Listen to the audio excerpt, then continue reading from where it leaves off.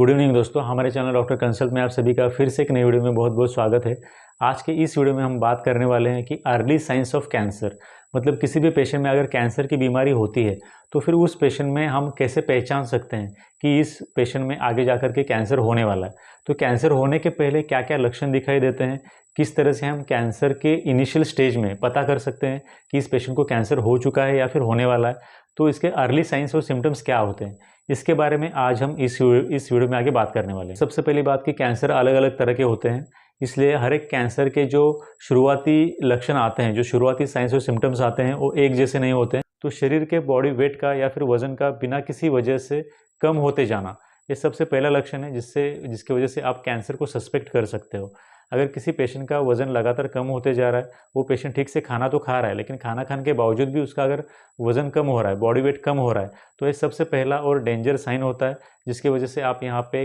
Cancer की बीमारी को सस्पेक्ट कर सकते हैं। इसके बाद जो दूसरा साइन होता है वो होता है ट्यूमर। शरीर के किसी भी भाग के ऊपर, शरीर के किसी भी अंग के ऊपर अगर कोई ट्यूमर बन जाता है, जो कि ट्यूमर धीरे धीरे करके बढ़ रहा है अपने साइज में, तो ये भी एक लक्षण हो सकता है जिसकी वजह से हम कैंसर को सस्पेक्ट कर सकते हैं। तो अचानक से ट्यूमर का बन जाना, जो कि ट्यूमर पहले नहीं था लेकिन अब वो ट्यूमर बन रहा है या फिर दिखाई देने लगा है, तो ये भी एक साइन होता है जिसकी वजह से हम कैंसर की बीमारी को सस्पेक्ट कर सकते हैं। तो ट्यूमर ये दूसरा सबसे ज़रूरी साइन होता है। बॉडी के ऊपर किसी भी एरिया में अगर कोई मोल है और वो मोल अचानक से बढ़ रहा है, जैसे कि आप यहाँ पे देख सकते हो, तो इस तरह से मोल का अचानक से बढ़ जाना या फिर बढ़ने लगना, ये भी एक ज़रूरी साइन होता है जिसकी वजह से हम उस पेशेंट में कैंसर की बीमारी को सस्पेक्ट कर सकते हैं। अगर कोई भी पेशेंट पहले ठीक से सांस ले पाता था, ठीक से ब्रीदिंग कर पाता था, लेकिन अभी वो पेशेंट ठीक से ब्रीदिंग नहीं कर पाता, मतलब कि वो अपने एक नॉस्ट्रिल से तो सांस ले पाता है लेकिन दूसरी नॉस्ट्रिल से वो सांस ले भी नहीं पाता और छोड़ भी नहीं पाता। अगर इस तरह से किसी पेशेंट में लक्षण दिखाई देता है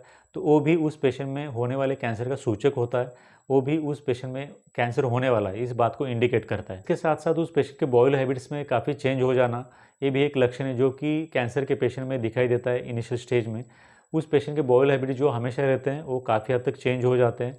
स्टूल की कंसिस्टेंसी भी काफ़ी पहले से ज़्यादा चेंज हो जाती है। स्टूल की कंसिस्टेंसी चेंज हो जाना, इसके साथ साथ बॉयल मोमेंट्स भी बदल जाना पहले से, ये भी एक ज़रूरी साइन और सिम्टम है जो कि हम कैंसर के पेशेंट में देख सकते हैं। खास करके अगर जब भी उस पेशेंट में बॉवल से रिलेटेड कोई कैंसर है, खास करके लार्ज इंटेस्टाइन का या फिर रेक्टम का कोई कैंसर है,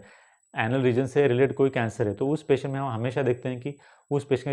पेशेंट के जो बॉवल हैबिट्स है वो चेंज हो जाते हैं और उस पेशेंट में जो स्टूल की कंसिस्टेंसी है वो भी काफ़ी बदल जाती है, चेंज हो जाती है। उस पेशेंट में फीवर आता है, बार बार फीवर आता है, उस फीवर को अगर हम पैरासीटामोल देते हैं तो वो फीवर कम हो जाता है, लेकिन फिर से कुछ घंटों के बाद या फिर 1-2 दिन के बाद फिर से वो फीवर आने लगता है। तो इस तरह से जो भी अनएक्सप्लेन्ड फीवर होता है, जो कि फीवर किसी भी टेस्ट में पकड़ में नहीं आता है, अगर उस पेशेंट में फीवर आने के बाद आप मलेरिया, टाइफाइड, डेंगू ये सब चीज़ें करा लेते हो, फिर भी वो सभी रिपोर्ट नॉर्मल है लेकिन फिर भी पेशेंट का फीवर कम नहीं आ रहा है, तो इस कंडीशन में भी हम उस पेशेंट में कैंसर की बीमारी को सस्पेक्ट कर सकते हैं। तो अनएक्सप्लेन्ड फीवर का होना, ये भी काफ़ी इंपॉर्टेंट इंडिकेटर माना जाता है जो कि उस पेशेंट में होने वाले कैंसर को इंडिकेट करता है। तो आज हमने इस वीडियो में बात की कुछ ऐसे साइंस और सिम्टम्स के बारे में जिनको कि हम देख करके इस बात को पता लगा सकते हैं कि इस पेशेंट में आगे जाकर के कैंसर की बीमारी होने वाली है। खास करके जिन भी पेशेंट में कैंसर होने के चांसेस ज़्यादा होते हैं, उन पेशेंट में अगर इसमें से कोई भी साइंस और सिम्टम्स दिखाई देते हैं तो सबसे पहले उस पेशेंट को जल्द से जल्द अपने डॉक्टर की सलाह से ट्रीटमेंट शुरू करनी चाहिए या फिर अपने डॉक्टर की सलाह से प्रॉपर डायग्नोसिस करवा लेना चाहिए। So thank you for watching this video till then, thank you very much.